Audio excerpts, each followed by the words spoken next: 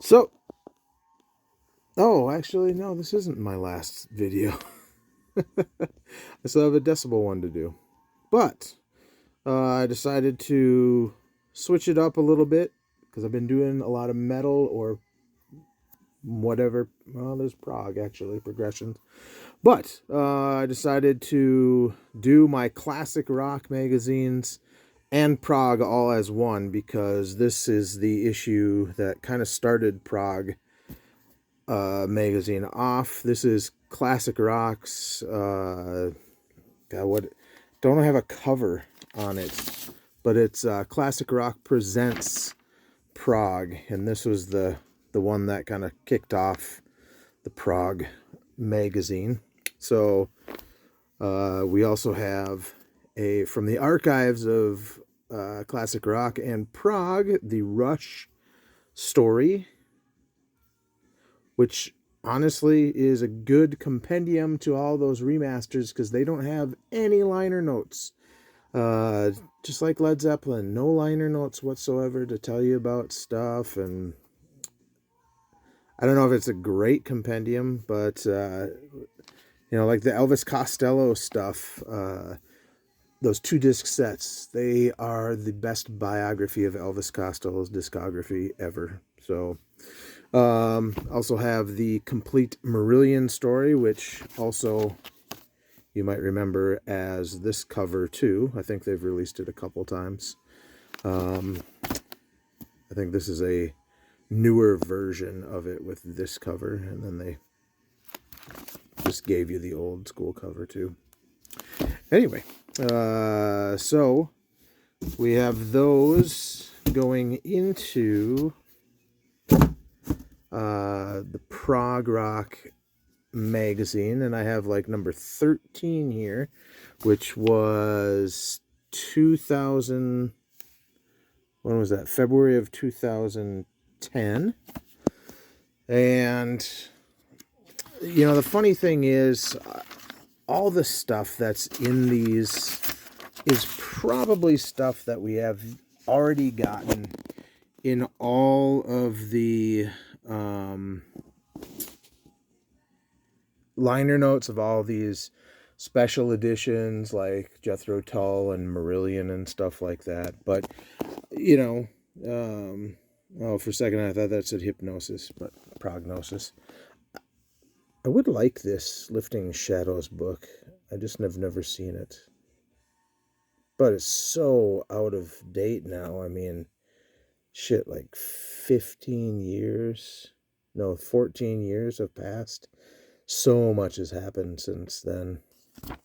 Anyway, a lot of these don't really give you a good indication of who is being talked with in the magazine, which is kind of irritating.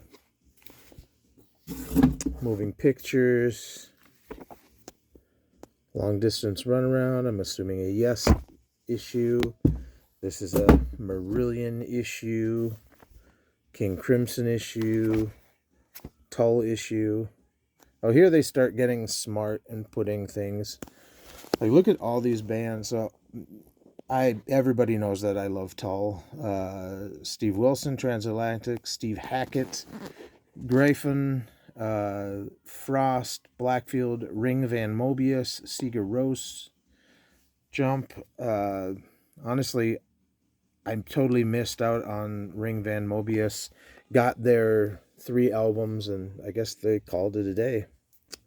So that's all the prog magazines that I have. I mean, here's the reason. Shit, that doesn't show you U.S. prices. U.S. price, $15 for a freaking magazine. I can't afford paying that. A lot of these classic rock issues I got used. This one was way back in it was $7.95, and God, what year was this? That's what happens when you're filming with one hand.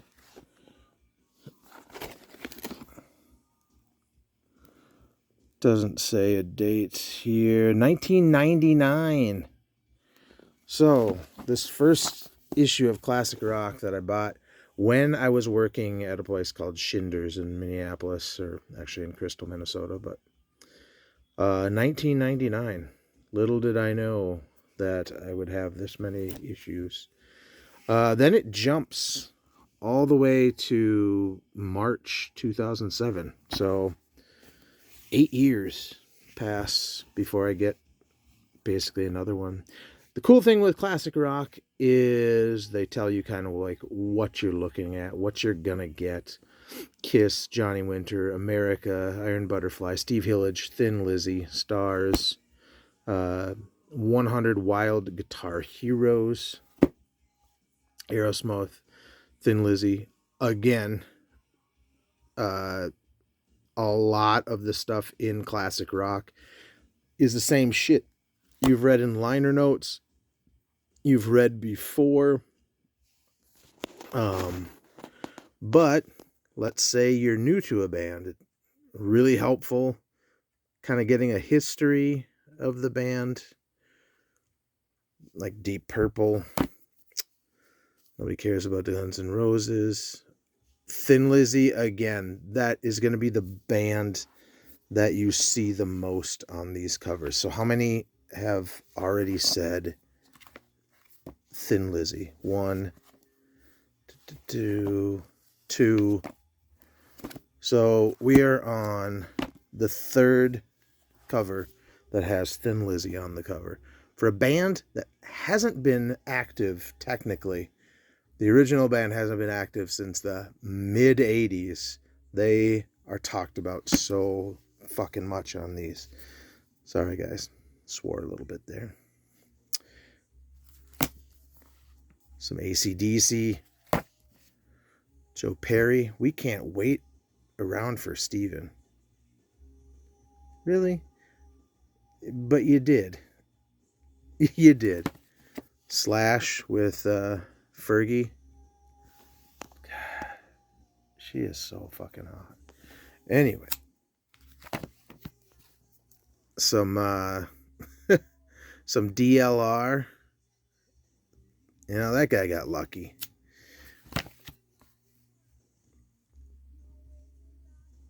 What is this? What is this? The Classic Rock Awards 2010. I'm surprised they don't mention Thin Lizzy on there. See, I made a big deal about them talking about Thin Lizzy all the time, and then now it's not going to show up again. Van Halen. 100 Greatest Songwriters. So, I wonder who they... Sorry, that noise in the background is me putting these in a box. Got a magazine box here for all these. There are so many great rock songwriters, but I love everything about Sabbath. It wasn't their sound I could appreciate. It wasn't their sound. I could appreciate the songs themselves. Some of the lyrics were very funny. Jay Miskus. Oh, thanks, Jay Miskus, for giving us your intro to bullshit. Have I tried psychotherapy? I did very little else for 40 years. Roger Waters is the biggest whiny bitch I've ever seen in my life. Oh my God. I just can't. I can't. What do you got here? I hate these double covers. Got some Maiden.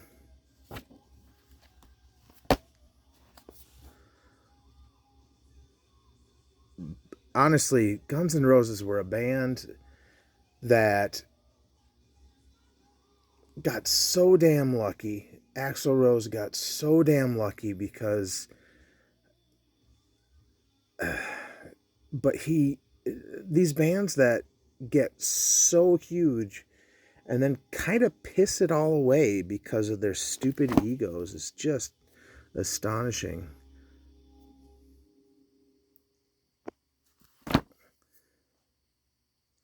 The year thrash broke.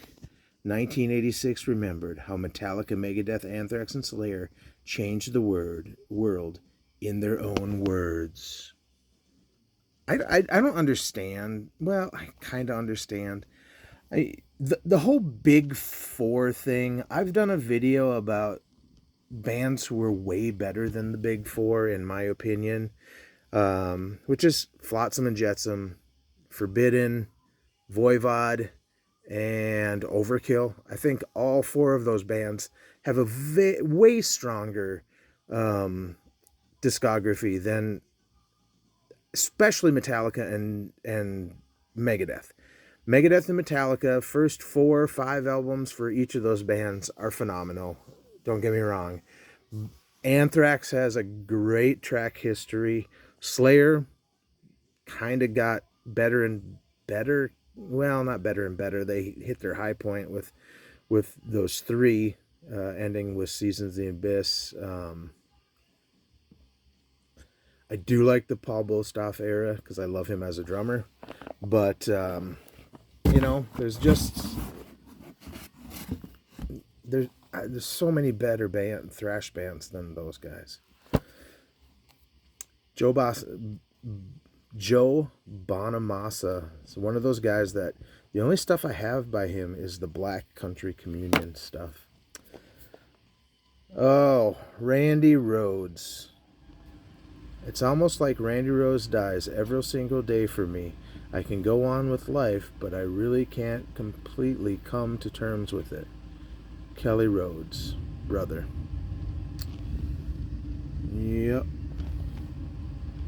Losing a sibling, I haven't lost any siblings, and that must be really hard. I'm 51.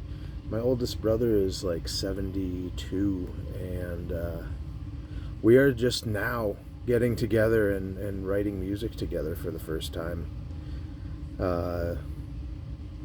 It's super fun, and I think we should have done it a long time ago. But I'm a better music producer than I was way back, and I think the timing is right. There's a lot of shit going on this cover. Jimi Hendrix. $1 billion supergroup. What the hell was that? What supergroup was that? Because that's Glenn Hughes. Was that Joel Elliott? And then what's this guy's name? Duff. And then Slash. I don't know. I don't think Slash is that great of a guitarist. Sorry, but I don't. God, I haven't seen frickin' Thin Lizzy being talked about. I told you I would call them out on that. Alter Bridge are a band that should be way better. Miles Kennedy after, what was that band? Mayfield 4. Just kind of, I don't know, kind of generic. There's a guy who basically lived exactly how he wanted to. Robert Fripp swore, "I can't make music while dodging bullets." The music industry sucks.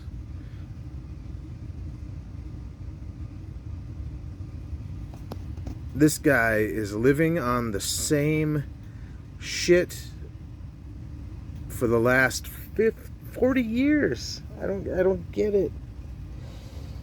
He hasn't really done a damn thing, and then he finally puts out those remastered double ones, and there's not a liner note to be seen for miles.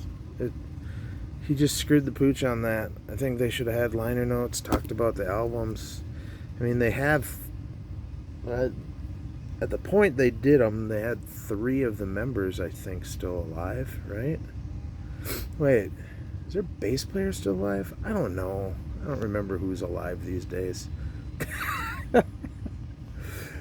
Sorry, this is a longer video than normal, but for my magazine videos. Let's talk about Queen. Adam Lambert. Even though Adam Lambert is a decent singer, honestly, I would have I would have been way more interested if they would have got Jeff Scott Soto to sing for them.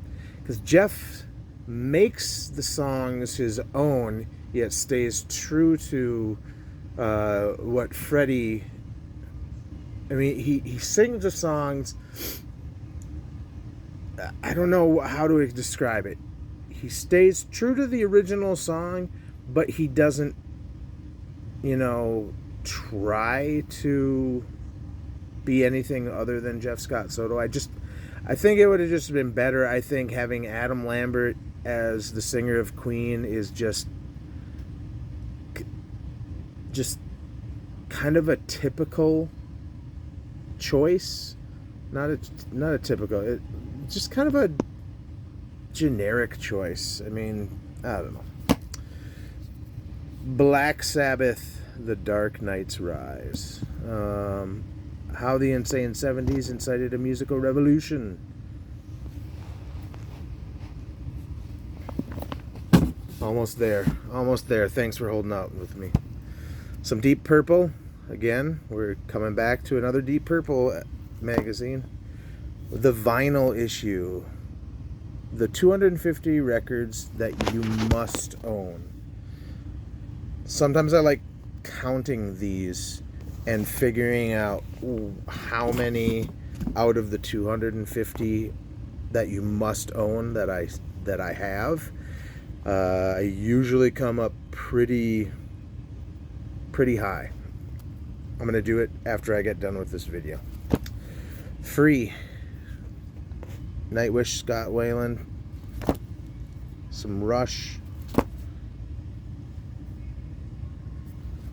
I'm going to just shut up so I can get through this. Except for this. I don't understand Ghost. The appeal of Ghost. Just, Pink Floyd.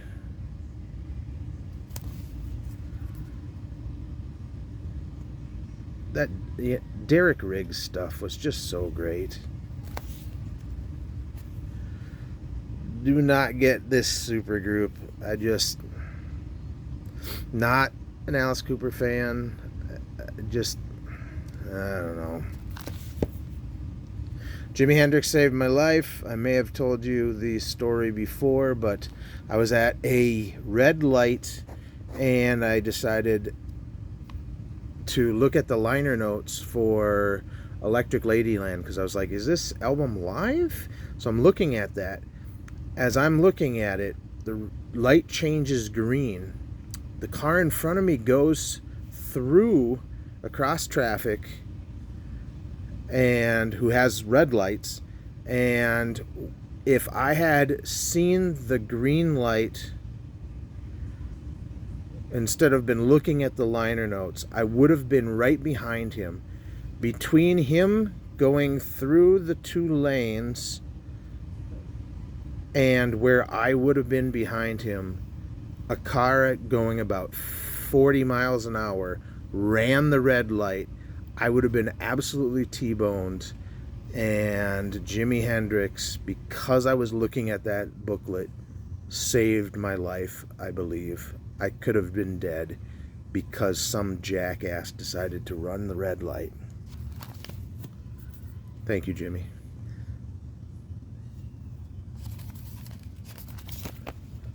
Some Thin Lizzy again. If you saw Thin Lizzy more than, well, Phil, but Phil is Thin Lizzy.